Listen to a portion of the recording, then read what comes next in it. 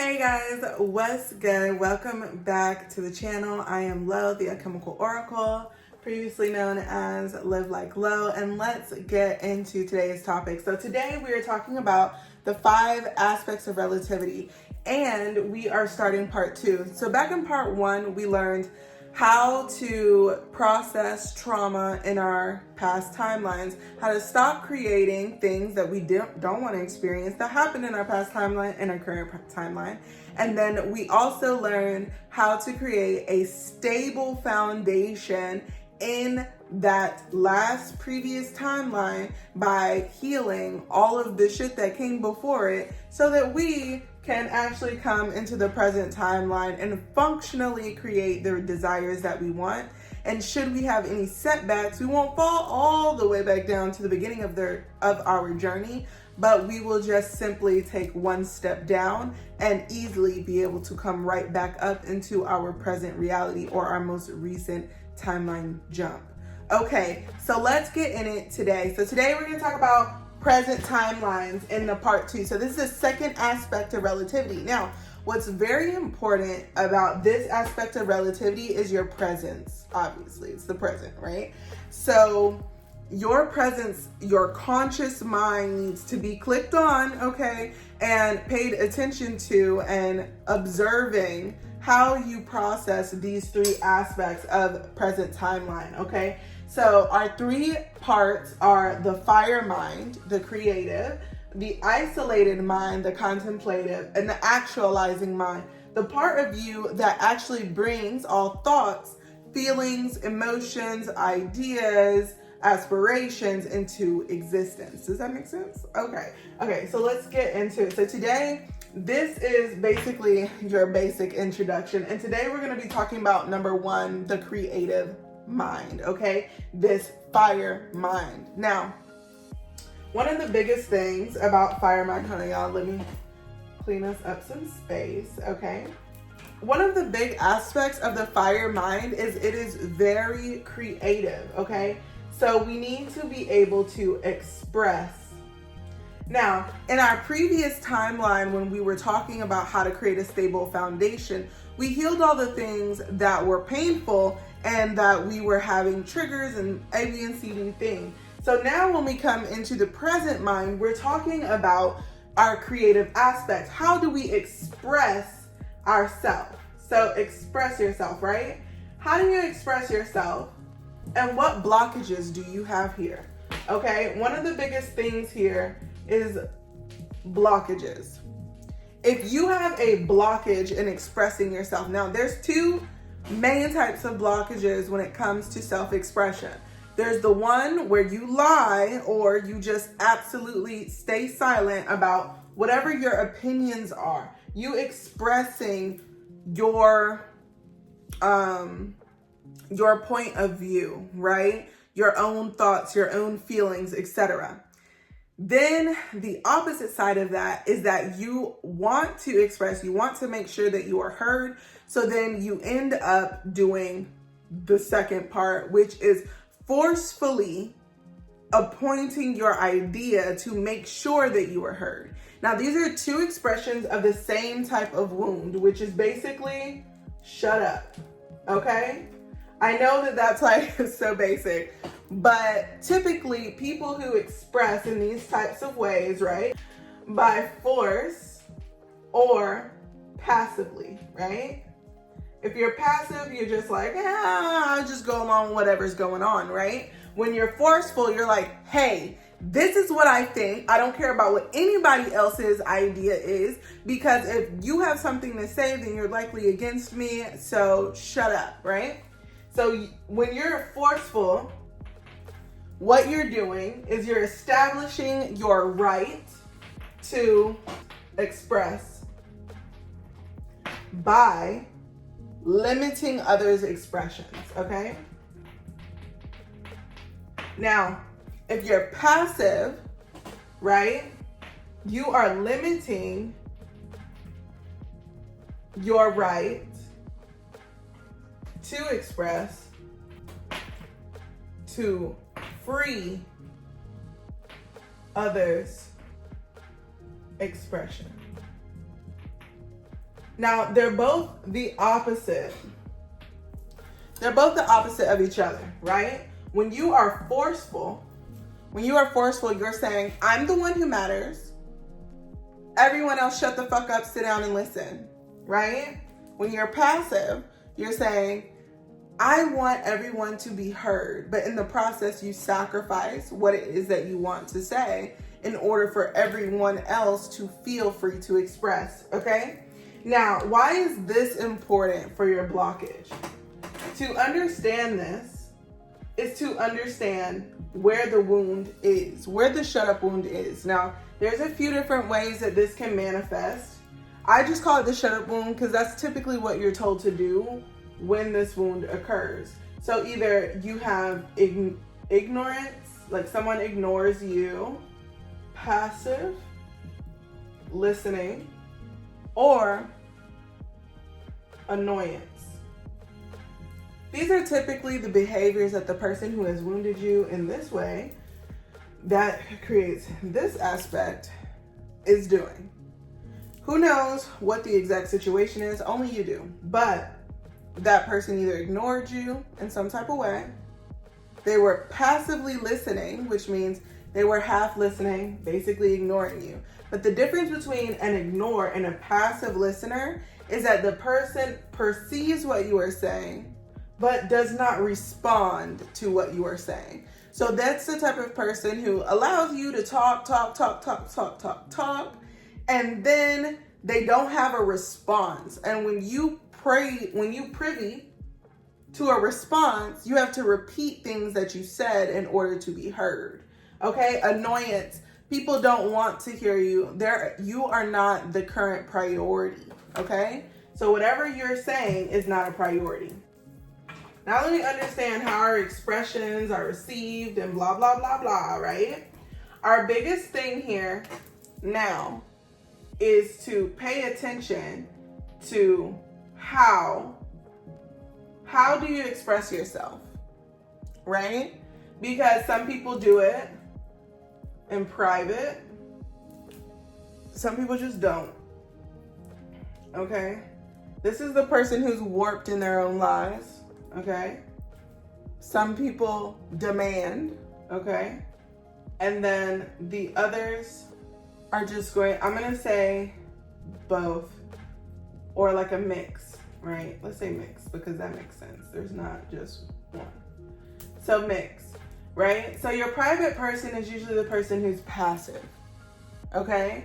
This person is able to express usually on a 1-to-1 basis, if that, but mostly it's gonna be 1-to-1. The people who don't, I call these people volcanoes. We all know one. You might be one. Okay? A volcano is someone who doesn't express anything until they absolutely can't hold any of their feelings anymore and they just blow the fuck up. Okay? Then we have our demand. Okay? These are people with strong opinions. Now, the people with mixed, this is typically because you grew up with one of these, but because of specific relationships, friendships, etc., you've developed at least one of the other, right? So some people, when they have strong opinions, they tend to be a volcano, okay? So what happens if you have a strong opinion? As people say, your words are hurtful, or you don't know how to say what you need to say. And this typically comes from having to demand attention as a child, right? So then your emotions become private and you tend to only express to safe people, okay? So once you already have two, so then you develop this one right here. When people tell you, oh, you hurt me, right? For example, you could also have strong opinions and become a volcano because you're trying to suppress the intensity of what you want to be, what you want to say. And instead of learning healthy communication skills, you suppress, okay? So now we have these three. We understand our communication style. We understand how we express ourselves, right? what's important about this is we need to understand how to break through this blockage. And the biggest part of breaking through this blockage, y'all gonna be mad, but it's a basic one, okay? Listen. You need to learn the skill of listening. Okay? I know it's basic, but you need to learn how to listen. Now let's talk about listening skills, because a lot of people don't know how to do them, okay? So listening. The first thing when you're learning how to listen is you're gonna shut up. I know we're talking about a wound that tells us to shut up, which why it's so hard to listen. Because in order to listen, we need to be quiet, okay? Then, with listening, we need to be able to shift our point of view, okay? We need to shift our point of view. If we cannot step into the shoes of the person that's speaking and listen to shutting up, and appointing ourselves in their point of view to hear what they're saying, then we will not be able to hear or understand where they're coming from, okay? So, first thing, be quiet. Second thing, shift your point of view. You need to be flexible in point of view, okay? A lot of people who have the strong opinions have a really hard point with this one, because their typical response and advice to trying to listen to someone is, well, what I would do is, okay, if you are in this space where you're saying, this is what I would do, you have yet to shift your POV. And that's the place that you need to work on, okay? So then the third one, now this one I feel like is a little bit mixed. So we're talking about point of view, shifting our POV, and then the last one is going to be scanning for patterns. Now, when you go to look up listening skills, okay, this is not going to be in here. This is basic. This is a part of alchemy, okay? So what we're doing is when someone is telling us something, the first thing that we're doing is being quiet. The second thing that we're doing is we're shifting our point of view. So that way we can see the world how they see it. Well, also mean, but we have our own point of view, right? So then we're going to scan for patterns. Now, because we're in their POV, we're able to identify what patterns that they cannot see.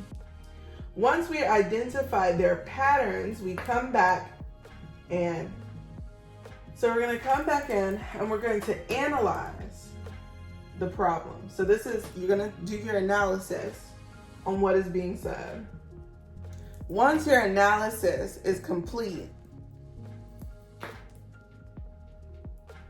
you wait for an opening to speak. Wait your turn, okay? Wait your turn. Now, why is this listening skill important? Because you need to understand how to do this with others, but more importantly, you need to know how to do it with yourself, okay? Because you and the three of you are having a conversation every day. It's conscious mind, subconscious mind, ego, and the spirit, okay? And the reason why I make them separate is because the mind itself is a bridge between the body and the spirit. The ego is the AI of the body. Then you have the mind, right? That's your bridge. And then you have the subconscious mind. The subconscious mind is your programming, okay? So you have your ego, your mind, and your subconscious mind, okay? This body AI. I want you to understand that your body, artificial intelligence, the ego, is made so that you can have a personality, but it also does not understand spirit, okay? It can't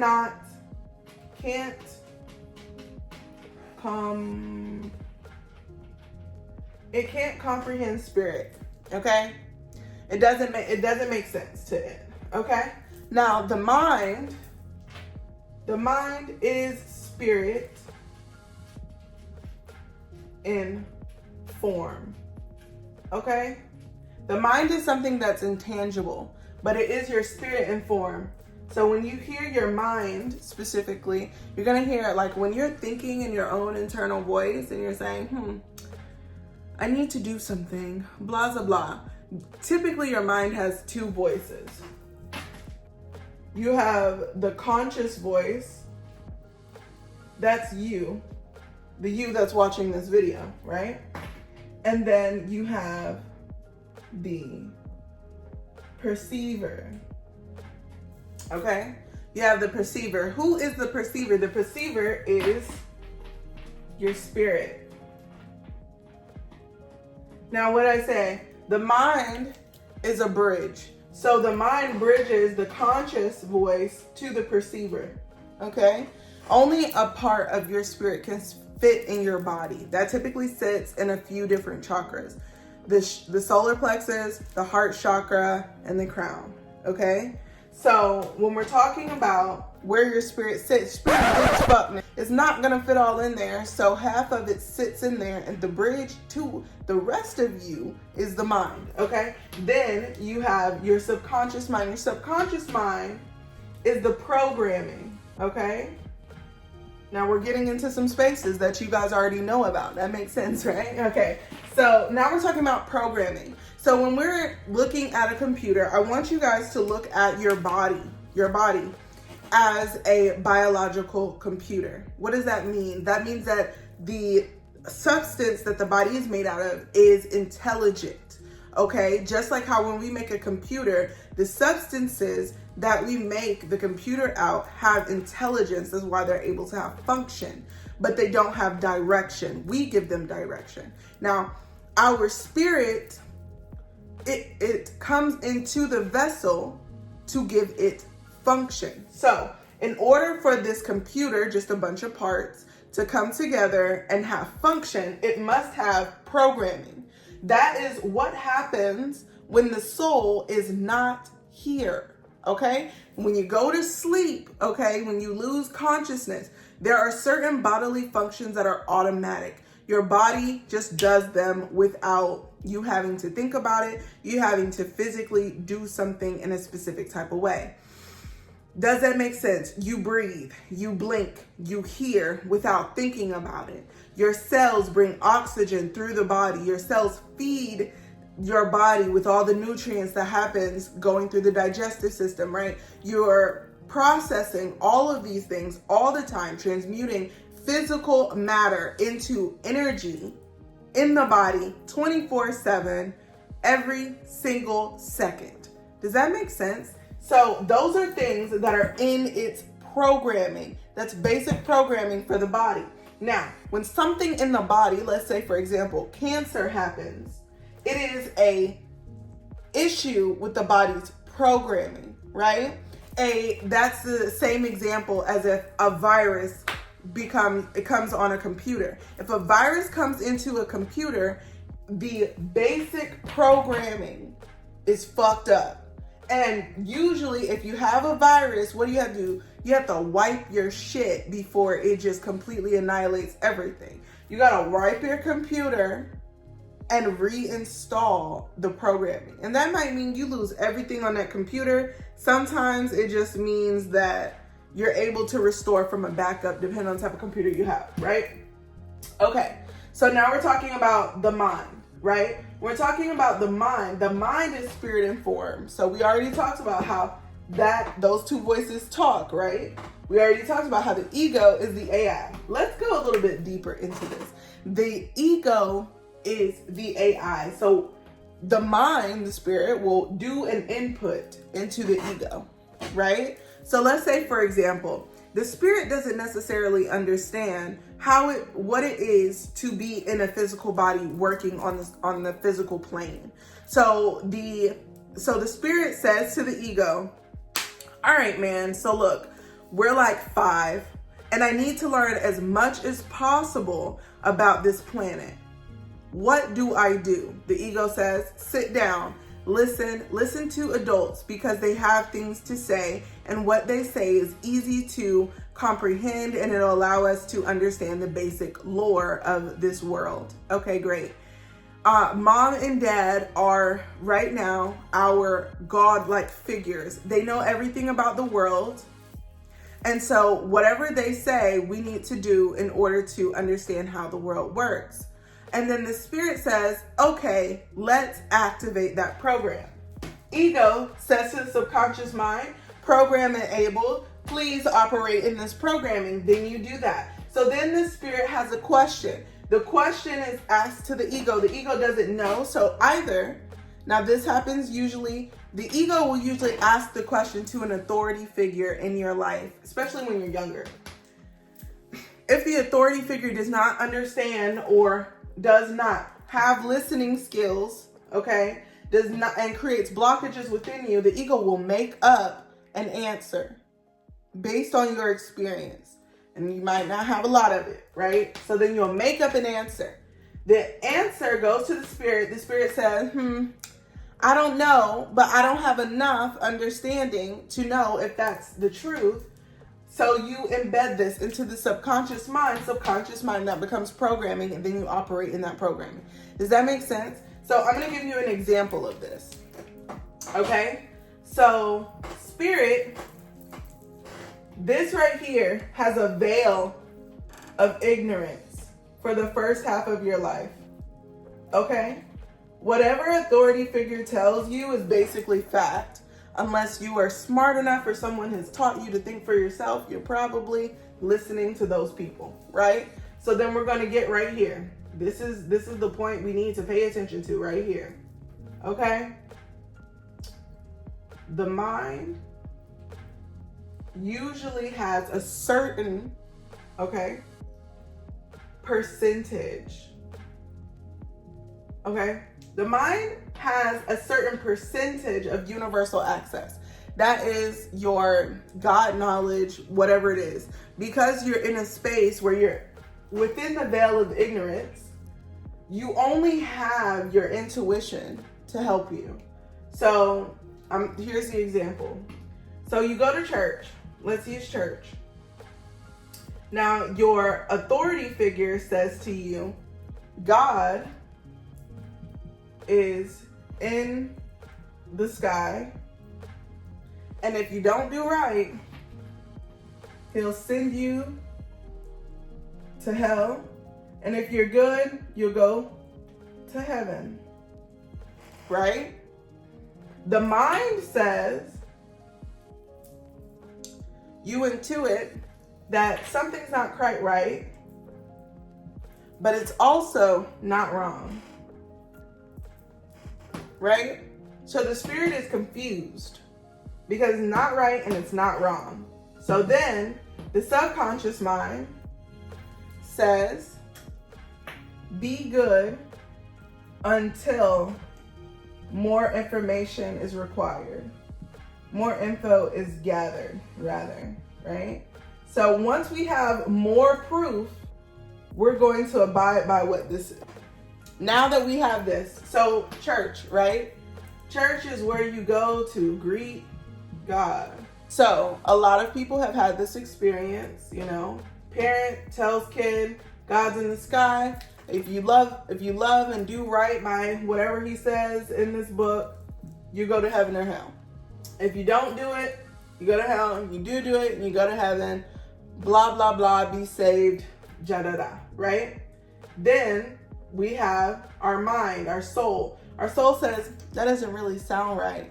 But the idea that you can go to heaven or hell based on your actions is somewhat correct. So then the spirit says, it's not wrong, but it's also not right. So this leads to confusion.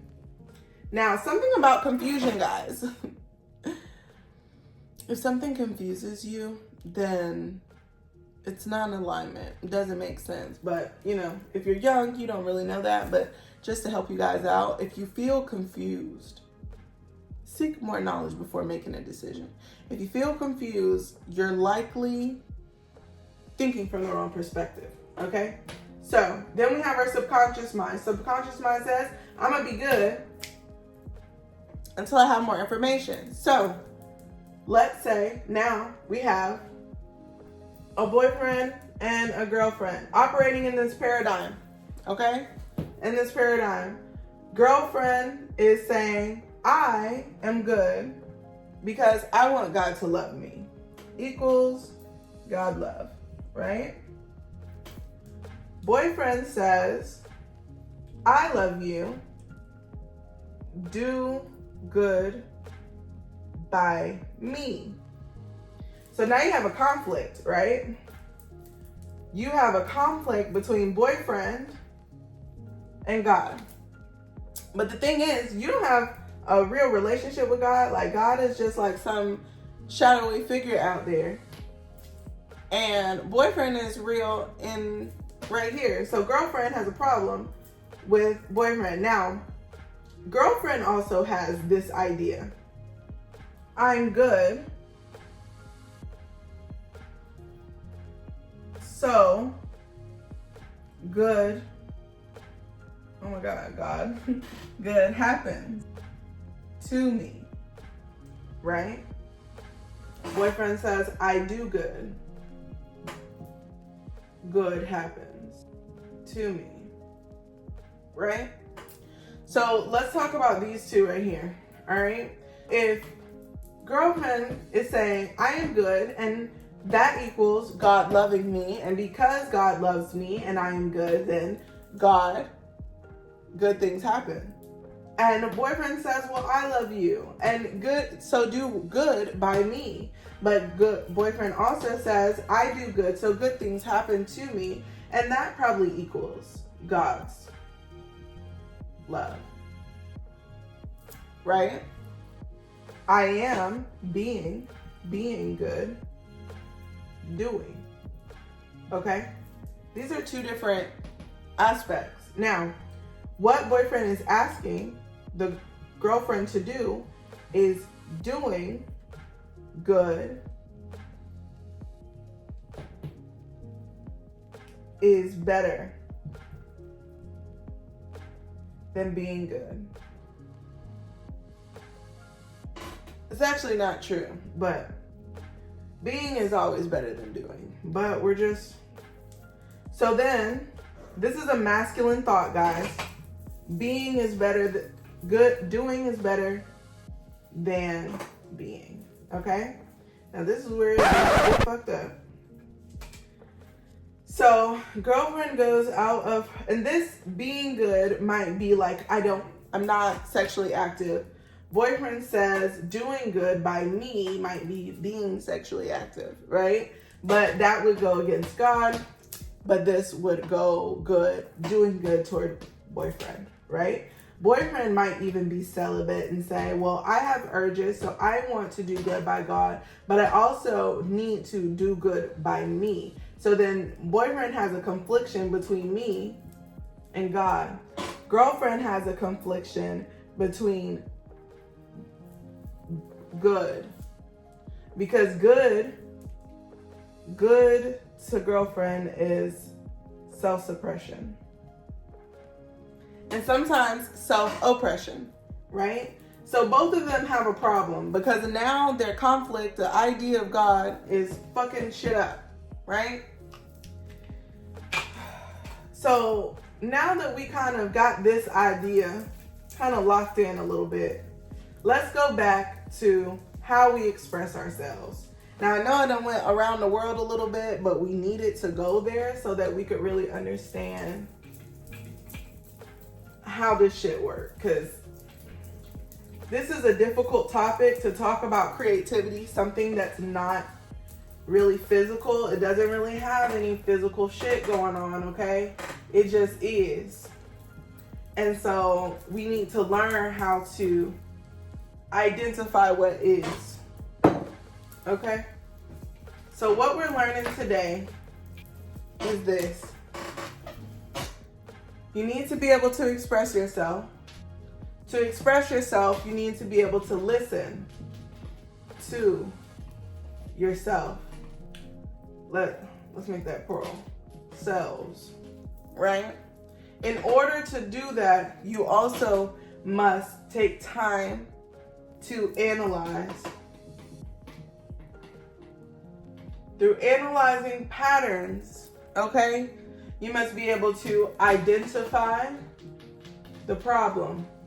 To identify the problem means that you must come with a solution. Whew, y'all, my arms hurt. Okay. Solution, right? To have a solution, okay, you must enact a plan. Okay. Let's talk about these a little bit more. When you're expressing yourself, in order to find out how, you must identify the blockage. In order to identify the blockage, you must listen to ourselves, developing the skill of listening.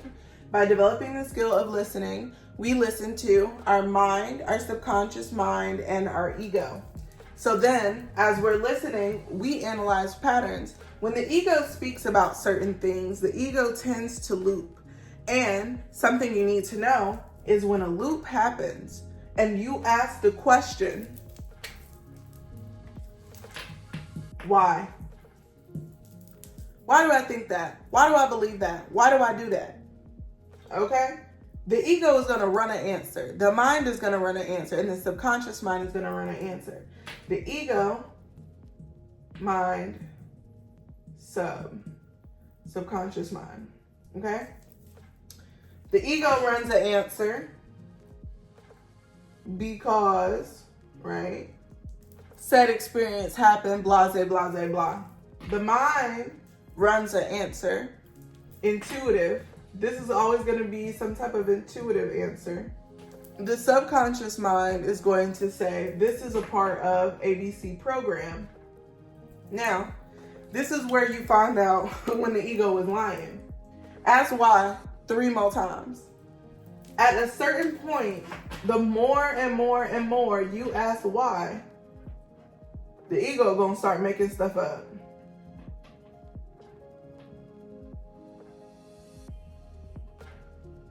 Why? Because the ego doesn't know. The ego simply responded to a question in the mind and came up with an answer based on exterior circumstance. Okay? What happened outside of you? Whether that was asking a parent, asking a teacher, asking an authority figure, asking the police, an experience you had with a certain type of person, place, or thing, right? So this is usually outside of you. So at a certain point, the ego does not understand the problem more than probably the first 2 answers that you give. But these typically will identify your coping and your trigger. Okay? The ego knows the cope and the trigger because that is what it programs into the subconscious mind to protect itself. Now, the intuitive answer is likely going to be the answer that you need for shadow work, right? So that's going to be your soul saying, shit happens, right? But this is the reason. And this will usually be underlying. So when the mind gives an answer, it's going to be the underlying reason why a thing happens. The underlying reason is usually something where we would usually shake it away because it feels like a stretch. You feel like it don't make sense, right? Then we go ask the subconscious mind. Subconscious mind says, well, here's the pattern. So first we enter blank circumstance, right? Blank place, situation, whatever.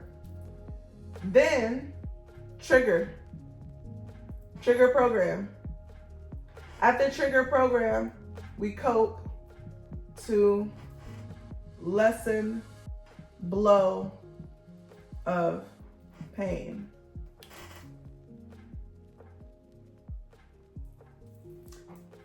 Analyze pattern. This pattern will tell you how to find where this is actually located. Okay? When you understand where this is located, you can understand what the blockage is, where it's located, and how it functions, right? Now, we're identifying the problem here. The ego and the subconscious mind understand the problem. The mind understands the solution. We need to understand where the problem is located in order for the solution to come about. For the solution to exist, we need to understand this, okay? Now, once we have the solution, then we make a plan, okay? Because we understand now how to navigate this whole part of our mind in order to find the location and execute a plan on how to heal it. Now, let's talk about self-expression. When you are trying to express yourself, whether that's, let's say, for example, we could use me as an example. I want to be a content creator. Let's draw it down here. So we're doing content, right? In order for me to understand what type of content I want to make, I first need to listen to myself to figure out what I want to speak about. Usually this is going to come for the ego first. This is what I like to do. From the subconscious mind second, this is what I'm comfortable doing. And from the mind third, because I'm a medium, so intuitive. And then for those of you who are also have medium type abilities, you're going to have spirit here. Now, I say spirit being separate from the intuitive answer because eventually this will have its own sounding voice and it won't be connected to any of this other shit, okay? So now you listen to yourselves. You get a pattern. This pattern tells you, okay, I like talking about spiritual stuff, right? I feel comfortable teaching from my own experience, right? And intuitively, I'm a healer. Does that make sense? So now I have my parameters for making content. Pattern. Okay, well, I go through certain types of cycles. What cycles have I currently navigated through and applied spiritual stuff? So cycles, applied knowledge. So I'm going to learn about the cycles where I have applied knowledge and where I haven't applied knowledge. That will equal teaching. Yes? Pattern. As I applied cycles, I'm going to have insights. So what are my insights? These insights give me stuff for healing. So then I'm able to take topics of insight, apply them to my psycho-applied knowledge for teaching. So I can either use these insights to create more topics to teach, or I can use these insights to create more healing experiences for others. Okay? Now, another pattern.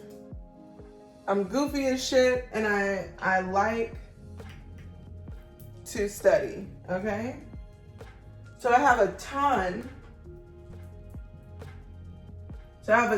of first and second hand wisdom and knowledge, okay? So that allows me to identify my pattern. Now that I have the pattern, I can analyze the problem. So what is my problem? Okay? I would have to put myself in a position to be seen as someone who has never been heard, okay? So putting myself into a position to be seen, solution, see myself and get comfortable with it, right? if I can see myself, listen to myself, do what I need to do for myself, and get comfortable with it, putting myself out there to apply all of this other stuff would be no problem. So then, in order to do that, I must follow a plan. For me personally, when I follow a plan, I usually develop plan and I spell it into existence, and I probably forgot about it, and then I gotta live it. Okay? So, let's talk about present timeline. Your present timeline, you're currently creating out of these things a basic prayer. Okay? I'm going to raise some of this up here so we can talk about the prayer, because this is important. So we've talked about this previously, but prayer is moving action. Okay? Here are the points of prayer. You create thoughts, you think things, you feel things, you do things. And then that equals being the things. Okay? Now, let's say it differently. You think, you feel, you do, you speak, you do, it is. Okay, now let's talk about the first three. These three are the most important, which is why you need to have this down packed. This process, this 5-step process, teaches you how to do this. If you understand how to listen to yourself when you're thinking, then you can gain control on the types of thoughts you think. If you learn to listen to your feelings, you gain control over emotional energy. Now, for a second, let's stop and talk about emotional energy. Emotional energy is literally one of the biggest things that you need to pay attention to, okay? This energy right here can fuel a lot of shit. And if you're squandering it, which we usually do, right? If we don't have control of it, we're squandering it on little petty shit we're watching on the internet that make us mad, all types of little shit. We're squandering our emotional energy. So once we have control over this, then because we have control over these two things, automatically we get control over your lips. Okay? Now understand this. Once you have control over what you think, what you feel, and what you say, that's it. You've now effectively created, y'all, this marker is dying. You've now effectively created a new reality. You're not living in it yet, but you've created it. This is the creative mind. So you're understanding how to operate it. Now you have created now you've created a new reality by thinking, feeling, and speaking. Now, how do you bring yourself, how do you cross this shit is irritating me. How do you cross the boundary of living in it? You must do everything. So, first, you think, then you feel, then you speak, then you do. Then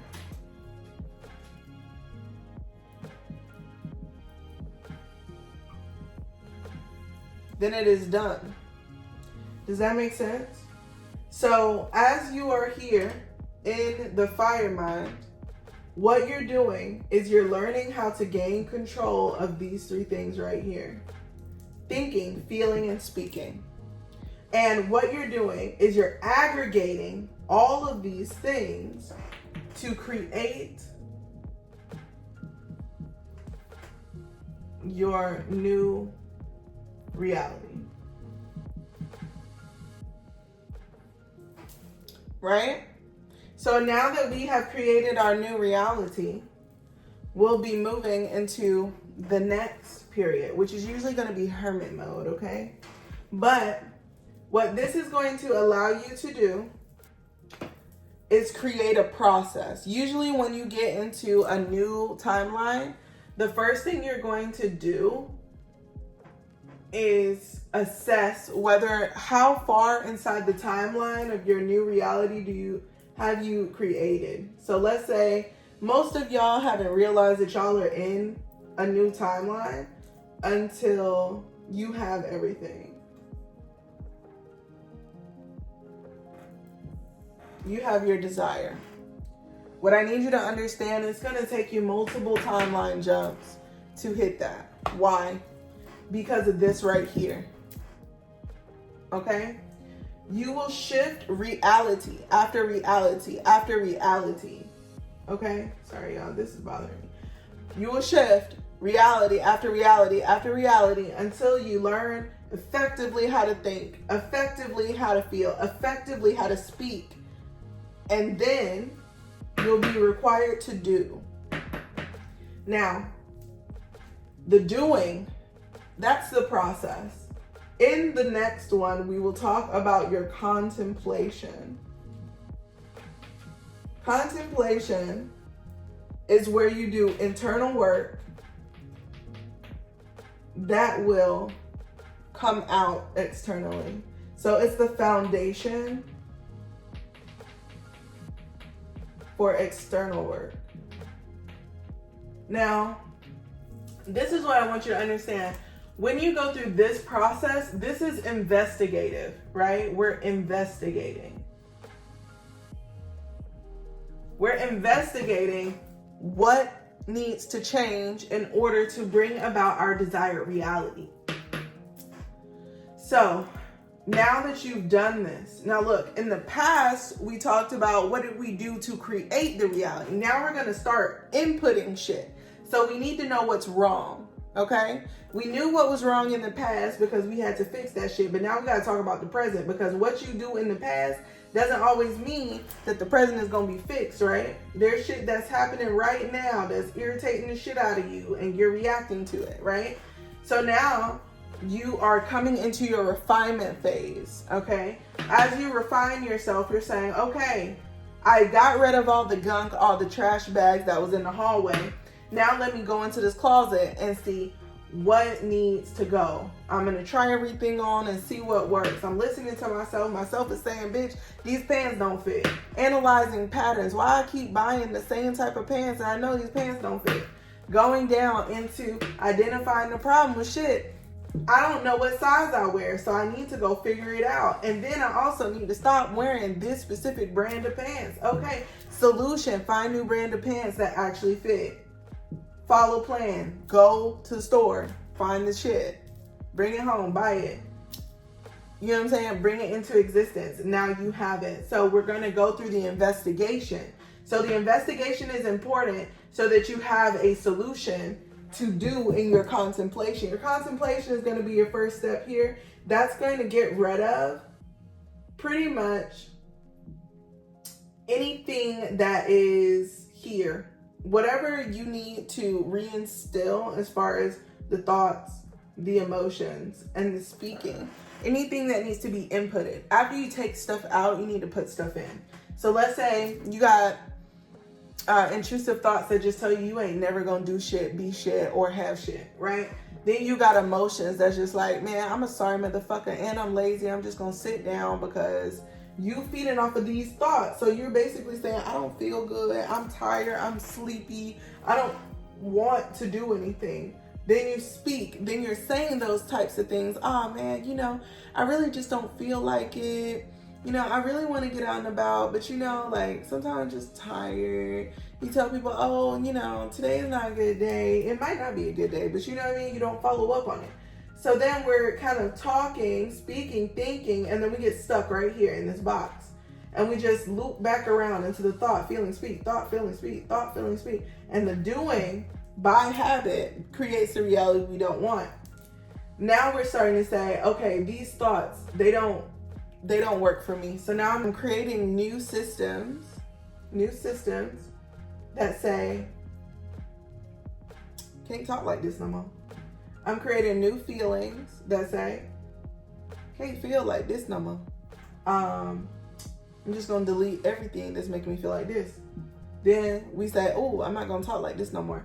That right there, that's a lot of work, okay? So then in stage 2, we start to do inputs, okay?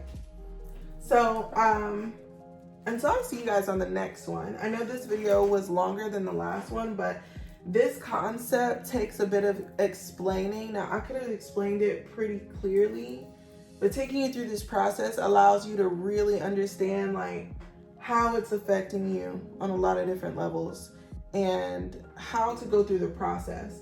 Now, having all of this information makes it really simple because the actual steps are really simple. Get control of your thoughts, get control of your feelings, get control of what you speak, and then you will have automatically control of what you do, right? Because if you stop the pattern from activating, then you won't do the result, okay? So then in the next one, we'll start doing pattern inputs. But you need to have this skill right here. If you don't have this introspection skill, this investigation skill inside of you, like doing shadow work is gonna be hard as fuck, okay? And expressing who you are authentically is gonna be hard because you're not gonna be able to listen to yourself accurately, to understand who you actually are and identify who you're not and come up with a solution to get rid of everything that you're not in order to be authentically who you are. Does that make sense?